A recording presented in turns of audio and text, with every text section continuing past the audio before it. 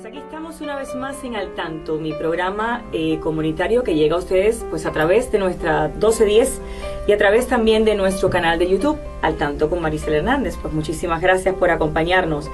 Y como siempre les digo, es un placer tenerlos a ustedes y es un placer tener cada semana pues invitados muy especiales, invitados que me enseñan a mí, de los cuales yo aprendo mucho, y eso es lo que trato de hacer, pues transmitirles a ustedes toda la información que ellos me dan. Hoy vamos a hablar de una enfermedad que es muy común y que quiero hablar a profundidad. Si es contagiosa, si se hereda, si la podemos nosotros mismos crear o producir, si la podemos controlar, si hay alguna cura, si hay alguna edad, tiene que ver con lo que comemos, si tiene que ver con nuestra raza, si tiene que ver de dónde venimos. O sea, a lo mejor usted dirá, son preguntas tontas, pero no, porque en una pregunta tonta puede venir una respuesta muy inteligente. El doctor Carlos Rivero del Hospital de Coraguebos Hospital, está aquí con nosotros y vamos a hablar de la diabetes y de la prediabetes. ¿Cómo está? Muy bien, gracias por la invitación y gracias por dejarme acceder a tu público, que sé que es muy numeroso. Pues sí, la diabetes es una enfermedad que prácticamente es una pandemia, está alrededor del mundo, muy divulgada. Lo particular de esta enfermedad es que complica mucho la salud de las personas en muchas áreas, desde el punto de vista cardíaco, desde el punto de vista cerebral, neurológico, o sea, quiere decir, renal también. Quiere decir que esta enfermedad puede llevar a una persona a tener múltiples otras enfermedades como consecuencia de ella. Así que eso lo hace especialmente importante. El tener diabetes significa para una persona prácticamente estar en un muy alto riesgo de tener enfermedad del corazón, también tener enfermedades del cerebro, pero también enfermedades de los riñones y neurológicas. Ok, ahora vamos a empezar y como ya usted escuchó lo que dije al principio, voy a empezar a hacerle preguntas tontas. Yo no soy doctora. No hay preguntas tontas, no te preocupes. Pero simple y llanamente yo creo que me voy a poner en el lugar de las personas que nos están escuchando y a lo mejor de una cosa mínima pues tenemos una respuesta maravillosa y resolvemos mucho. ¿Tiene edad la diabetes? Realmente no tiene edad. Depende del tipo de diabetes que estemos hablando. La diabetes tipo 1, que es la diabetes que estrictamente requiere insulina desde el principio, porque esa diabetes prácticamente significa que la persona no tiene insulina y hay que poner insulina. Esas diabetes tienden a ser más de edades tempranas. La diabetes tipo 2 tiende más a ser de edades más tardías, porque la base de la diabetes tipo 2 es más como una resistencia a la insulina que uno tiene. Y después en algún punto de la enfermedad puede que deje de producirse la insulina y por eso se conviertan en algo parecido a una diabetes tipo 1. Así que no tiene edad específicamente, pero sí hay tendencias de acuerdo al tipo de diabetes.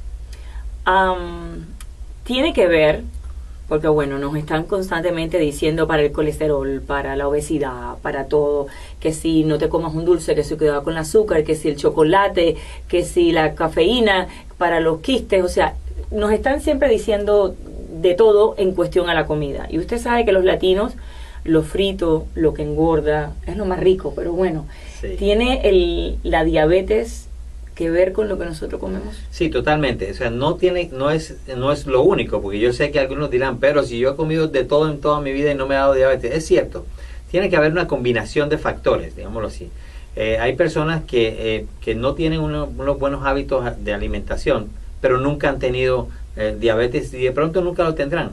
Pero el riesgo está ahí. Es como la persona que dice, yo he fumado toda mi vida y no me ha dado cáncer. Bueno, el riesgo está ahí, sabemos que lo hay y de pronto por cuestiones de genes o por otras cuestiones de que las células no se dejan, digamos, cambiar sus genes, pues probablemente no le va a dar el cáncer. Pero en el caso de la diabetes específico, el riesgo está ahí. Partamos de la base que todo lo que son azúcares, nosotros lo recibimos de los alimentos sin necesidad de comer extra azúcar. Por ejemplo, no necesitaríamos realmente, el ser humano no necesitaría agregar azúcar a un alimento, porque los carbohidratos, que son azúcares realmente, digamos, hay alimentos como el arroz o como la papa, como la yuca, que ya tienen azúcar. y son un poquito más difíciles de convertir en azúcar, pero que son azúcar. Entonces no necesitaríamos dar extra azúcar y en eso, digamos, cada organismo es diferente. Hay personas, por sus genes, por sus antecedentes, digamos, que son más propensos a que ese azúcar no se absorba bien, no se utilice como energía, y eso va causando unos cambios que al final podrían convertirse en una diabetes. Nosotros llamamos diabetes realmente, o la enfermedad se basa en que esa enfermedad puede causar otras complicaciones. Quiere decir que la forma como hemos decidido nosotros que diagnosticamos la diabetes es basado en que esos números que nosotros usamos pueden más fácilmente causar los daños secundarios de la diabetes, como la neuropatía, como el daño renal, como el daño del corazón. Quiere decir que lo hemos fijado porque la mayoría de personas ya con esos niveles que nosotros diagnosticamos ya tienen algún tipo de daño en algún grado del cuerpo. En el cuerpo. Ahora, ahí empiezan mis preguntas tontas. ¿Es hereditario? O sea, si mi mamá tuvo diabetes, si mi abuelo tuvo diabetes, ¿yo tengo un mayor porcentaje de yo también tener diabetes? Sí, totalmente. Para la diabetes tipo 2, si tienes familiares con diabetes, el riesgo para esa persona es mayor, ¿cierto? Ahora, la palabra que voy a usar es acumulativo. Es acumulativo y me refiero a, por ejemplo, un niño, y conozco uno, mi hijo, come chocolates dulces todo el tiempo, es excesivamente lo que le gusta el azúcar. El cuerpo lo acumula, o sea, lo esconde en alguna partecita de su cuerpo y el día de mañana eso puede traerle consecuencias negativas. No es realmente que lo acumule, es que si ese azúcar, digamos, se traduce en aumento de peso, ese aumento de peso significa esa grasa, ese aumento de masa corporal, digamos, por grasa, en algún momento podría ser la causa de una diabetes tipo 2 o de una diabetes que llega en la juventud, que es como un tipo 2 pero llega en la juventud. Porque lo que causa eso, ese exceso de azúcar, es una resistencia a la insulina que nosotros usamos para meter el azúcar dentro de las células y producir energía.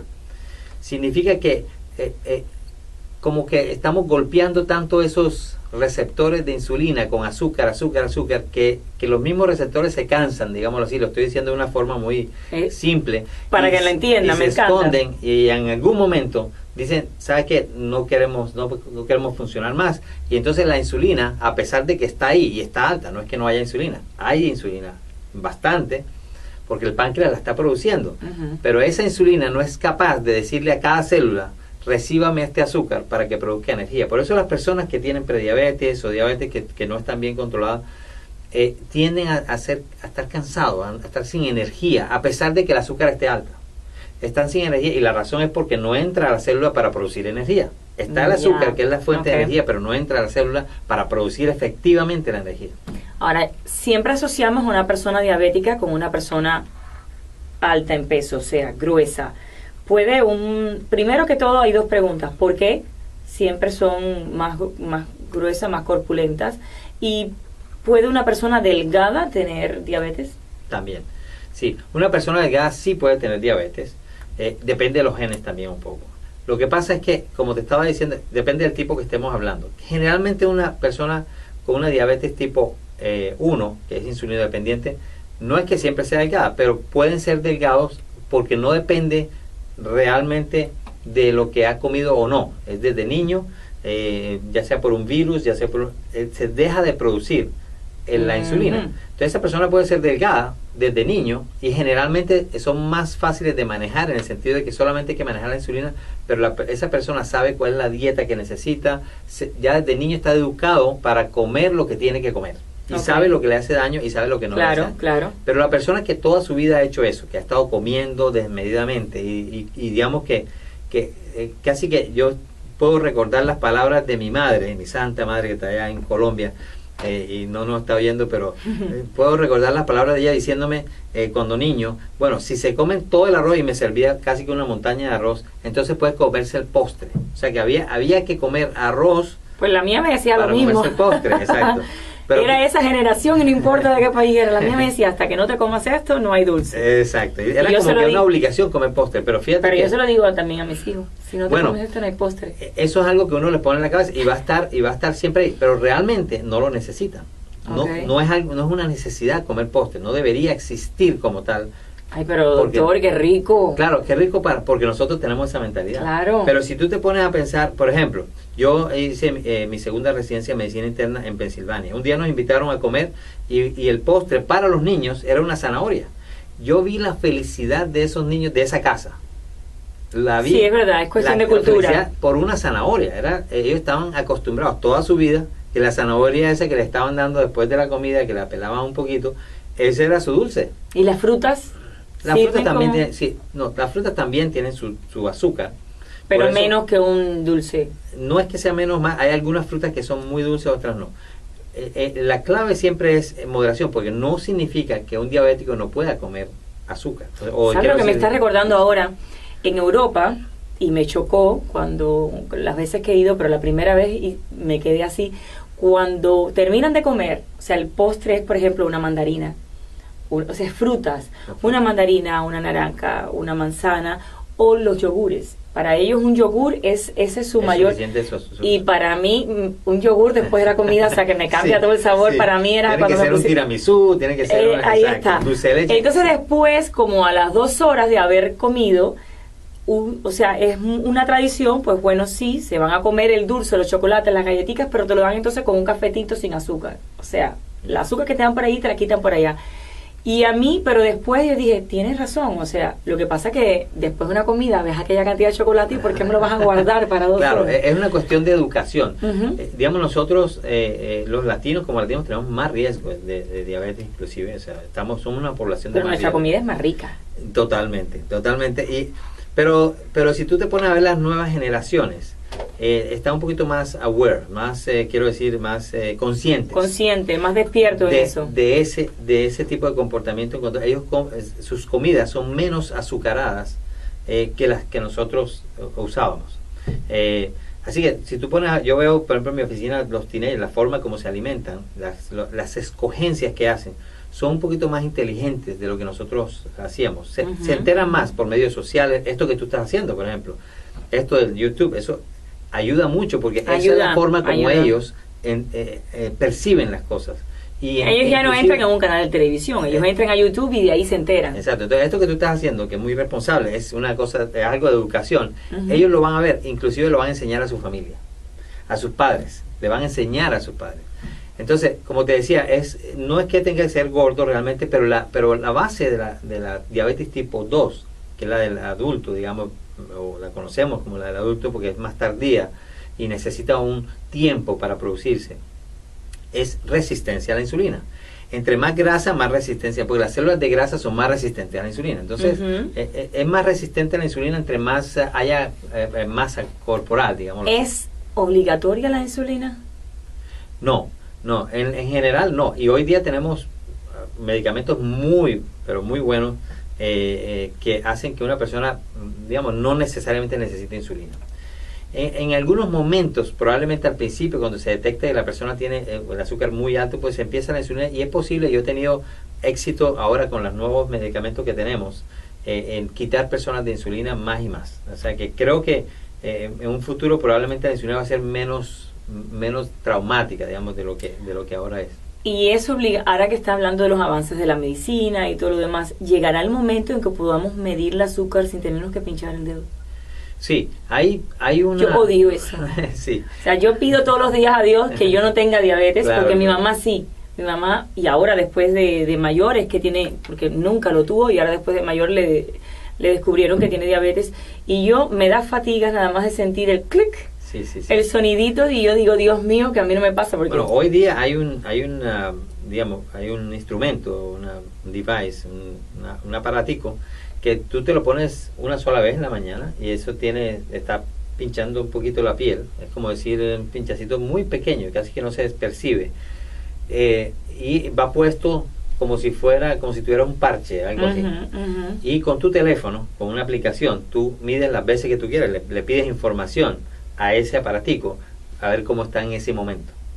Yo tengo muchos pacientes que para ellos se vuelve no, un yo lo trauma, como tú prefiero dices. porque ay. Exacto, no tienes que pincharte cada vez. Simplemente pasas el teléfono por encima y ese app te lo Si yo me mide. tengo que arreglar mi boca, me la arreglo hasta sin anestesia porque yo le tengo pánico. Entonces, nada más hay que pensar, uy, Sí, por eso le estoy preguntando si hay alguna otra, o sea, medicamento. Sí. Ahora, para los diabéticos tipo 1, pero esto lo están haciendo más realmente en pacientes de diabéticos tipo 1, que de jóvenes los pueden educar para eso. Ujú. Hay también un aparatico que va inyectando tu insulina subcutánea, digamos, la agujita va metida siempre ahí, y es como si fuera como si tú tuvieras un beeper y él va soltando la insulina todo el tiempo, una basal, digamos, ahí siempre, y cuando tú comes, tú le dices al aparatico cuánto inyectar. Eso es externo, quiere decir que te inyecta y por un cable, pues por un tubito, pues va al aparato, pero ya existe, aunque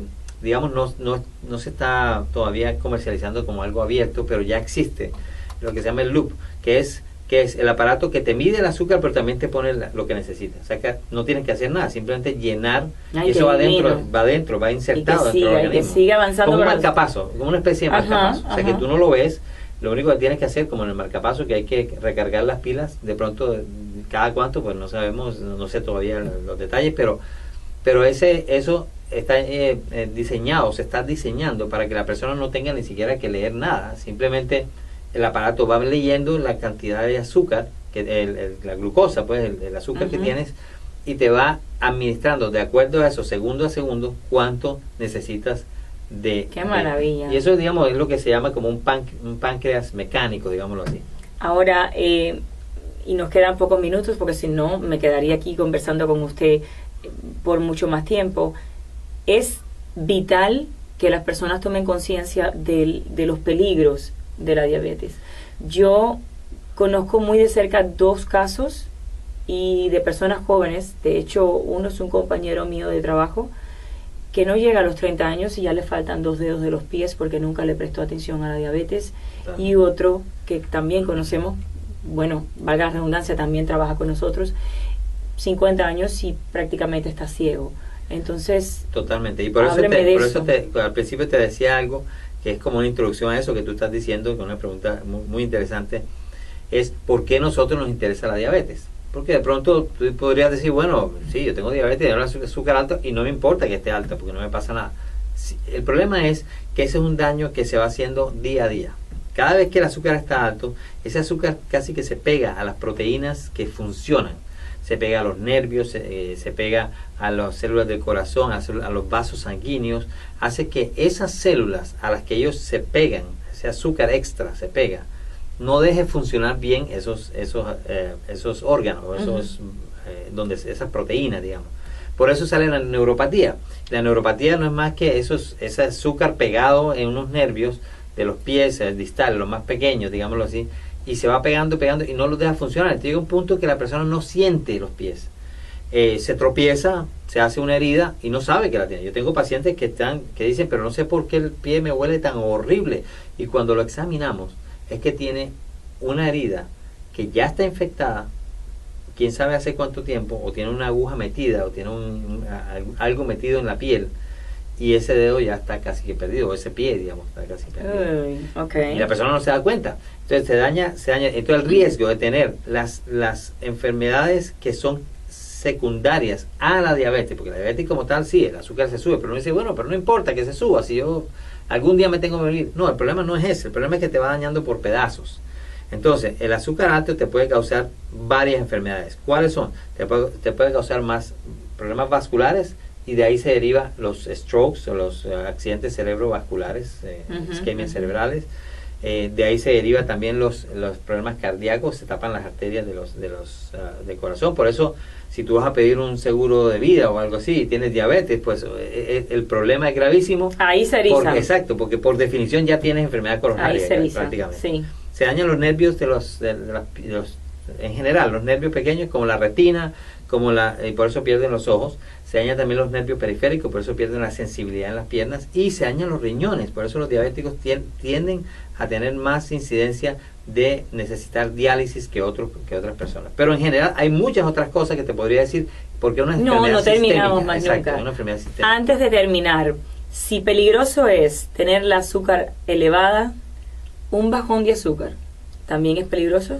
Claro, para agudamente, en la forma inmediata, sí puede atentar contra tu vida, porque el azúcar bajo te puede producir, acuérdate, lo que sucede es que el cerebro solo trabaja con azúcar, con azúcar. Por eso cuando falta el azúcar, casi que el cerebro dice, vamos a apagarnos para no consumir azúcar. Es desesperante porque sientes como que te vas. Exacto. Entonces, el cerebro se apaga. Te vas desconectando. Es una forma de protegerte a ti mismo para que no consumas azúcar, para que tus músculos no caminen, para que no se muevan. ¿Por qué? Porque nada es prioritario que el cerebro para consumir azúcar y mantenerse vivo. Porque los músculos y otros sitios del organismo pueden funcionar con otros tipos de energía, digamos, en la emergencia, pero el cerebro solo trabaja con azúcar, entonces se apaga. Para finalizar, recomendaciones y consejos a todas las personas que nos están en este momento oyendo y viendo. Pues mira, lo primero es lo opuesto a lo que estás diciendo, que mi hijo come mucho chocolate y me encanta y todo. No. ¿Por qué? Porque eso produce una felicidad pasajera, pero la realidad es que no es solamente el efecto en el azúcar como tal, sino el efecto a largo plazo en su educación alimentaria. Okay. Eso no está bien, digamos, no es correcto porque no lo necesitas. Si lo vas a comer, es una decisión tuya, es como si vas a hacer droga, es una decisión tuya, pero no lo necesitas realmente. Okay. Entonces, la educación, esto que estás haciendo tú por YouTube, eso es te lo felicito porque es algo importante para la comunidad. Pero educación. La mayoría de las personas que yo veo que llegan al punto de una diabetes que no está bien, es falta de conocer, de darle la oportunidad de saber que eso puede pasar. Y rapidito, ¿qué síntomas nosotros sentimos para de momento despertar así y poner y decir, hay una alarma en mi cuerpo, tengo que correr porque esto no está bien? Una alarma, digamos, que es de una vez lo podemos saber cuando miramos al espejo y nos pesamos y decimos, estoy en sobrepeso. Eso es una alarma, porque... ¿Y eso no es por comer mucho? Exacto, es una alarma que te dice, bueno, algo no está bien, porque si estoy en sobrepeso, algo está pasando y necesito hacer algo. Pero bueno, en cuanto a la diabetes, específicamente, cambios en cuanto que se te baja un poquito el azúcar, vuelve otra vez, y esa sensación de baja de azúcar, algo de pronto está pasando, que tu metabolismo del azúcar está cambiando. Lo otro es que tengas mucha sed, muchas ganas de orinar todo el tiempo, y muchas ganas de comer, porque además de eso, cuando eso está pasando, como te decía yo, que no entra el azúcar en la célula, el cuerpo lo interpreta como que no tienes energía y hay que comer, entonces empiezas a comer más y más, pero es una mala interpretación de que tú necesitas azúcar cuando realmente lo que está pasando es que no está entrando el azúcar para producir energía en la célula, entonces empiezas a comer más. Mucho comer, mucha orina y mucha sed sin ninguna otra justificación, digamos. Eso puede ser un signo de que tu diabetes está empeorando. Pues muchísimas gracias, doctor. Con mucho gusto y muchas gracias por invitarme. Muchísimas gracias, ese es el objetivo de mi programa y me encanta porque yo ahorita soy médico. Entrevisto tanto a los doctores que ya sé un poquito de todo. Gracias por esa información. Gracias a ti. Y bueno, ya lo saben, prestar muchísima atención porque nosotros somos los únicos que conocemos nuestro cuerpo y siempre una prevención a tiempo o una atención a tiempo es mucho, mucho mejor que cuando lleguemos ya sea demasiado tarde. Continuamos con Al Tanto. Siempre, como les digo, hay mucho, pero mucho más. Hasta pronto.